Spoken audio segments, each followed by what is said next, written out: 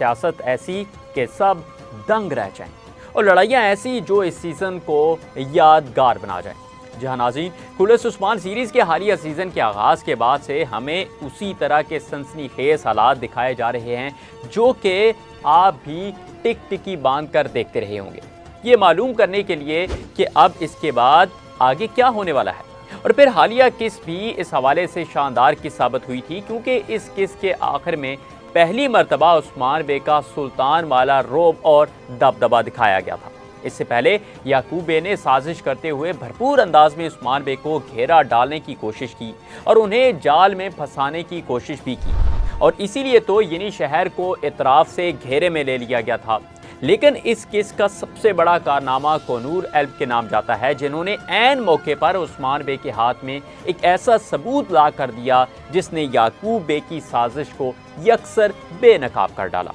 और अब उस्मान बे को जो पहले शक था, अब वो शक दूर हो चुका है कि याकूब बे ही उनके खिलाफ साजिशें करने में मसरूफ़ अमल है। और फिर इन इब्तदाई अक्सात में ही बहुत से जज्बाती मनाजर भी देखने को मिले जो कि ज़्यादातर जेरकुताई के हवाले से दिखाए गए, क्योंकि बिलाखिर जेरकुताई कैद से निकलकर वापस जिनी शहर पहुंच गए हैं। लेकिन अब उस्मान बे और जेरकुताई दोनों के लिए ही हालात बदल कर रह गए हैं, क्योंकि सालों साल कैद में जुल्म सहने के बाद जेरकुताई को उस्मान बे और उनके साथियों पर एतमाद नहीं रहा और अब उन्होंने अपने रास्ते काइयों से अलग करने का फैसला किया है। लेकिन खेल यहीं पर ख़त्म नहीं हुआ, बल्कि अभी और बहुत सी मुश्किलात और सनसनीखेज हालात हमें आने वाले दिनों में दिखाए जाने हैं, जिनके बारे में हम आपको इस वीडियो में भी आगाह करेंगे। तो इसलिए आज हम बात करते हैं कि याकूब बे के पास सल्जूकी खजाना कैसे जाएगा। क्या औरहान बे बेम के हुक्म पर खजाना वापस हासिल कर पाएंगे?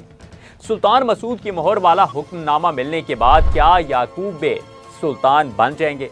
तारीख में किसी सल्जूकी खजाने के शवाहिद मिलते हैं या नहीं? अगर मिलते हैं तो वो खजाना किसके हाथ लगा था? उस्मान बे के बेटे नई किस्म में कोई बड़ी कामयाबी हासिल कर पाएंगे या नहीं? ये सब कुछ और इसके अलावा भी बहुत सी मालूमात आपकी खिदमत में पेश करेंगे। लेकिन सबसे पहले बात करते हैं सल्जूकी खजाने के बारे में, क्योंकि जैसा कि हमने आपको सीज़न के आगाज़ के बाद भी बता दिया था कि सल्जूकी ख़जाना आने वाली अक्सात में भी ज़्यादा अहमियत इख्तियार कर जाएगा। तो अब नई किस के ट्रेलर ने तो इस बात की तस्दीक कर दी कि अब कहानी सल्जूकी ख़जाने के इर्द गिर्द घूमती हुई दिखाई जाएगी, जिसे हासिल करने के लिए दोनों अतराफ से ही तगोदो होगी। अब यहाँ पर दिलचस्पी का अमर यह है कि क्या तारीख में भी ऐसा कोई ख़जाना मौजूद था जिसे हासिल करने के लिए कबाइल की आपस में लड़ाई चलती रही, और अगर था तो फिर वो खजाना किसके हाथ लगा था? तो नाज़रीन, इस हवाले से सूरत हाल इंतहाई अहमियत की हामिल है, और इसीलिए तो आने वाली अक्सात में हमें सल्जूकी खजाने की अहमियत नजर आती रहेगी, क्योंकि नई किस्में गोंचा खातून जिसे याकूब बे ने खुसूसी तौर पर पूनिया के सफ़र पर रवाना किया था, उसे बिलाखिर एक कामयाबी मिल ही जाएगी, और ये गोंचा की अलाउद्दीन के खिलाफ पहली कामयाबी बन सकती है, क्योंकि इससे पहले गोंचा को हर मौके पर ही शर्मिंदगी का सामना करना पड़ा। लेकिन गोंचा अब नई किस्में कामयाबी के साथ याकूब बे के पास लौटेगी, और इसके बाद ही एक नई कहानी का आगाज़ दिखाया जाएगा, क्योंकि गोंचा खातून के पास ही वो दस्तावेज़ मौजूद है जिस पर सुल्तान मसूद की अंगूठी की मोहर लगी हुई है, और वो कागज़ जब याकूब बे के पास आ जाएगा और फिर खजाने तक भी उन्हें रसाई मिलती नजर आएगी, तो इसके बाद याकूब बे के सुल्तान बनने के मौके मज़ीद वाज़ेह हो जाएंगे, और वो तुर्कमान सरदारों को भी इस बारे में इतला भेज देंगे, और इसी के साथ उस्मान बे के खिलाफ साजिशी कार्रवाइयों को मज़ीद तेज़ कर डालेंगे।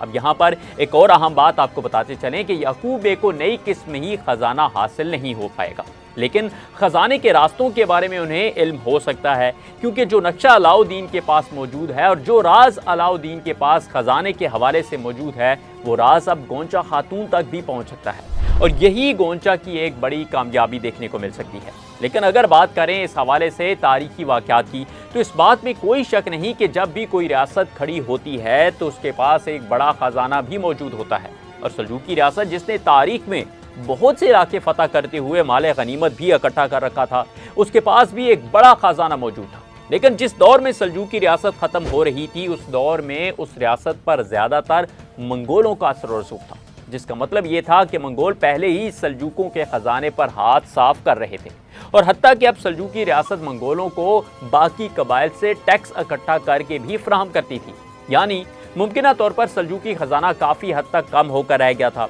लेकिन इसके बावजूद एक रियासत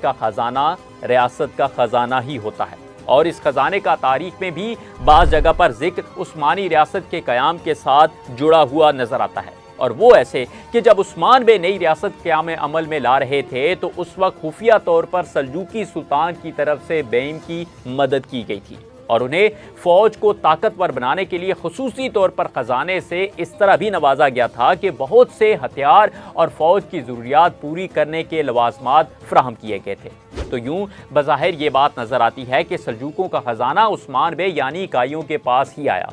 तो अब नई किस्में भी याकूब बे भले खजाने तक रसाई हासिल कर लें और उसे अपने हाथ में भी ले लें, लेकिन फिर उस्मान बे जब औरहान बे को खजाना हासिल करने का काम सौंपेंगे तो औरहान बे इस काम में कामयाबी हासिल करते हुए अपनी जिम्मेदारी पूरी करेंगे। अब यहाँ पर भी बात खत्म नहीं होने वाली, बल्कि उस्मान बे का एक मुश्किल मरहला उस झूठी दस्तावेज के सामने आने पर हालात का मुकाबला करना भी होगा जो कि गोंचा खातून ने धोखे से तैयार कर ली थी और अब याकूब बे उसे हासिल करने के बाद सुल्तान बनने की कोशिश करेंगे। लेकिन इस बारे में आपको बता दें कि उस्मान बे आगे जाकर इस दस्तावेज को भी एक धोखा साबित करने में कामयाब हो सकते हैं, क्योंकि एक तो उस्मान बे उस मोहर को हासिल कर सकते हैं जो कि सुल्तान मसूद के पास थी, यानी अलाउद्दीन के पास सिर्फ खजाने का नक्शा ही नहीं होगा बल्कि उसके अलावा भी सुल्तान मसूद की अहम सुल्तानी चीज़ें अलाउद्दीन के पास मौजूद दिखाई जा सकती हैं जो कि उन्हें सुल्तान मसूद की तरफ से ही फराहम की गई हों, जो कि याकूब बे और उनकी बेटी गोंचा खातून का धोखा साबित करने में मददगार साबित होंगी। यानी नई किस्में कोई एक नहीं बल्कि बहुत से नए इंकशाफात भी सामने आएंगे और उस्मान बे ऐन मौके पर याकूब बे के तमाम तुर्कमानों का सरदार बनने का ख्वाब चकनाचूर कर डालेंगे। और यूं याकूब बे और उस्मान बे के माबैन इख्तलाफात में मजीद इजाफा दिखाया जाएगा, क्योंकि तारीख के मुताबिक भी इन दो कबाइल के माबैन अभी मजीद लड़ाई जारी रहेगी जो कि तवील अरसे तक दिखाई जाती रहेगी। इसीलिए तो महमद बे को भी काइयों का शदीद मुखालिफ दिखाया गया है जो कि याकूब बे के बाद अपने कबीले का सरदार मुकर्रर होना है। लेकिन महमद बे ने यिनी शहर पर हमले का जो मंसूबा तैयार किया था उसमें उसे कामयाबी नहीं मिल पाएगी, क्योंकि उस्मान बे याकूब बे को अपने सवालों के जवाब लेने के लिए मोहलत देकर अपने दरबार से रुखसत कर डालेंगे और यूं महमद बे यिनी शहर पर हमला किए बगैर ही वापस रवाना हो जाएंगे। लेकिन नाज़रीन, यहाँ इस हवाले से एक सूरत हाल हम आप सबके लिए भी लेकर आए हैं और वो ये है कि चौथे सीज़न में भी सल्जूकी मोहर को हासिल करने की एक तगो-दो दिखाई गई थी। तो आपने हमें बताना है कि चौथे यानी गुज़िश्ता सीज़न में उस्मान बे ने सल्जूकी मोहर हासिल की थी या नहीं। अपने जवाब से हमें ज़रूर आगाह कीजिएगा। तो इसी के साथ वीडियो को लाइक करना, फेसबुक, ट्विटर और टिकटॉक पर हमें फॉलो करना बिल्कुल मत भूलिएगा। फिर से हाज़िर होंगे, तब तक भी इजाज़त दीजिए। अल्लाह निगहबान। ये वीडियो सोशोन के ताउन से पेश की गई है। सोशोन पाकिस्तान का नेशनल सोशल मीडिया नेटवर्क है। अपना अकाउंट बनाने के लिए soshon.com पर जाएं या गूगल प्ले स्टोर और एप्पल ऐप स्टोर से सोशोन ऐप डाउनलोड करें और पाकिस्तान का अपना सोशल मीडिया